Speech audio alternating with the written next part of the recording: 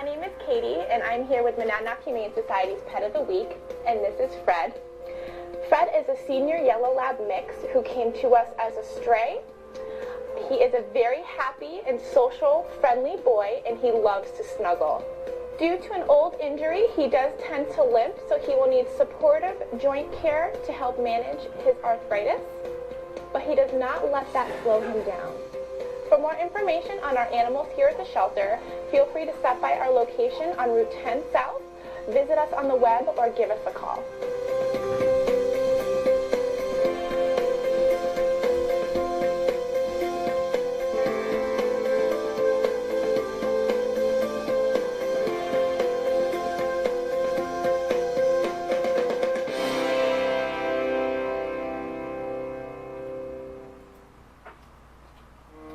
Do you know what it means to have someone's back?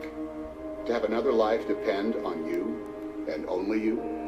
Where your vision, your defense, your support is the very thing that is the difference in their life or death. This feeling is known in the truest form by those that willingly protect you and me every day. In the military, got your six means I've got your back. They've got our six. It's time we got theirs. Through jobs, education, housing, and more, we can support returning military veterans and their families. To find out more information, go to gotyoursix.org. They've got our six. Now it's time that we have theirs. I've got your six. I've got your six. I've got your six. I've got your six. I've got your six. I've got your six. I've got your six. I've got your six.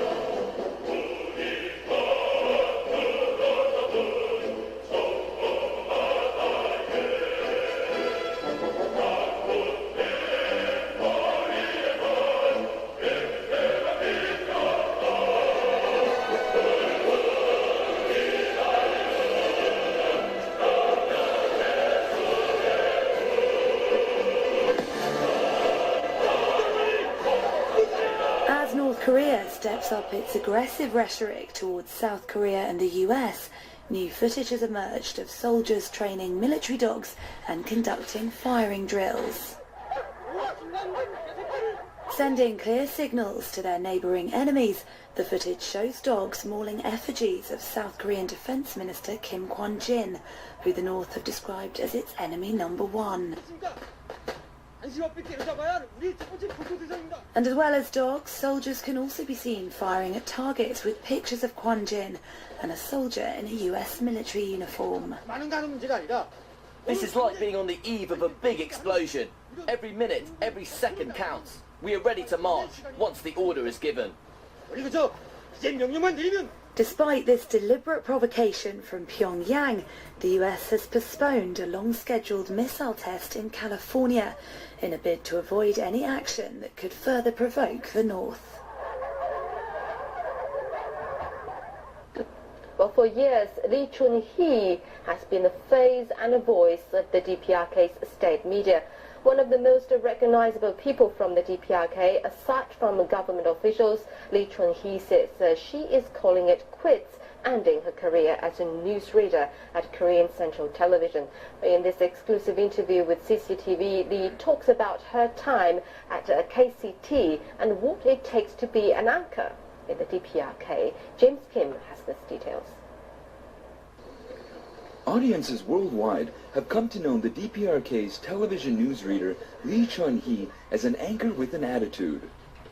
Her trademark passionate and forceful broadcasts for Korean Central Television have made her into an international celebrity.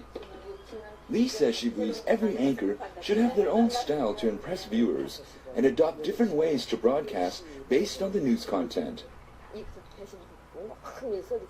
For example, when we read the Democratic People's Republic of Korea, we shouldn't sound as if we were shouting, but speak gently to viewers. For certain news stories, Lee said a tone of conviction is necessary, while for others it's not. To demonstrate, Lee extended her best wishes to the Chinese people as they celebrated the Lunar New Year in an impromptu broadcast using a mild tone. Today is the traditional festival of both the DPRK and Chinese people, the Spring Festival. The following are the programs for today provided by the Korean Central Television. Over the past few years, Lee has shifted her focus from broadcasting to working behind the scenes, training a new generation of young anchors in the DPRK. Many anchor women now are very young and beautiful, and are more suitable to appear before the viewers.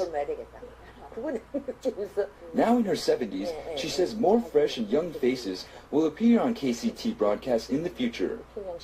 We begin with some major news out of North Korea. Pyongyang's second most powerful man, North Korean leader Kim Jong-un's own uncle, has apparently been forced to step down. The fall of Jang Song Thaek and the reported execution of two of his close aides may reflect a major shift in the reclusive state's power structure. Han Da-eun has our top story. To the surprise of many, Jang Song Thaek, who has been regarded as the second most influential man in North Korea since state leader Kim Jong-un took power, has reportedly been knocked out of multiple high-ranking positions. Seoul's National Intelligence Service made an emergency report to the National Assembly Tuesday afternoon, saying that Jang had been overthrown and two of his close confidants executed. Jang Song Thaek's two aides, Lee Yo-ha and Chung Soo-gil, were executed publicly in late November. The two are said to have been executed on charges of plotting anti-Communist Party schemes against the Kim Jong-un regime. Jang Song Thaek is not only Kim Jong-un's uncle, he has also been the strongest supporter of the North Korean leader and oversaw the entire power succession process. Also, as a vice chairman, Jang had full control over the National Defense Commission, the state's most powerful party. So why the sudden falling out? Although there are no clear answers, the general consensus among political analysts is that he was the loser in a power struggle with Vice Marshal Choi Ryong-hae, foretelling a major shift in North Korea's power structure. Choi is currently one of the 4 members of the decision-making presidium of the Central Committee Workers' Party and vice chairman of the party's Central Military Commission.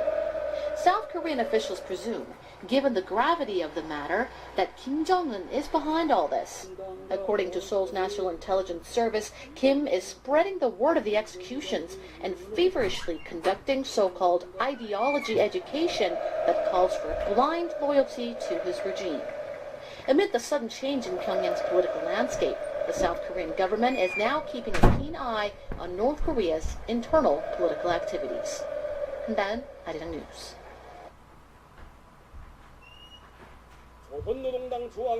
A report on the enlarged meeting of the Political Bureau of the Central Committee of the Workers' Party of Korea was issued on December the 8th, 102 or 2013.